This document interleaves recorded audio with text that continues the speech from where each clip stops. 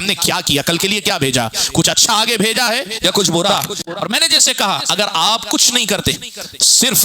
اسے دیکھ رہے ہیں جس میں ثواب بھی نہیں عذاب بھی نہیں، حالانکہ ایسا ممکن نہیں ہے، لیکن مان لے تھوڑی دیر کے لیے کہ مباح اور جائز درجے کی بھی چیزیں بہت اگر دیکھ رہے ہیں، تو میں نے کہا نا کہ یہ بھی سوچنے کا ہے کہ جس وقت سے آپ جنت کما سکتے تھے آپ صرف اس میں خوش ہو جائیں کہ میں جہنم نہیں کمایا، تو یہ بھی ایک محرومی ہے، یہ بھی ایک طرح کا نقصان ہے۔ یہ ہم اور آپ کو سوچنے کی ضرورت ہے۔ بہرحال آج جو بات میں آپ کے سامنے رکھنا چاہ رہا تھا وہ یہ کہ سوشل میڈیا پہ ریلز دیکھنے کی یہ جو لت اور اس سلسلے میں جو جنون دیوانگی، بالخصوص ہماری مائیں اور بہنیں گھروں میں رہنے والی، فارغ، پڑھنے پڑھانے سے رشتہ کم، عبادتوں سے رشتہ کمزور، دین یا اچھی بات یا دنیا ہی کی کوئی اچھی بات سیکھنے سے زیادہ اس کے پیچھے جو وقت لگا رہی ہیں، یہ ہم اور آپ کے لیے ایک لمحہ فکریہ،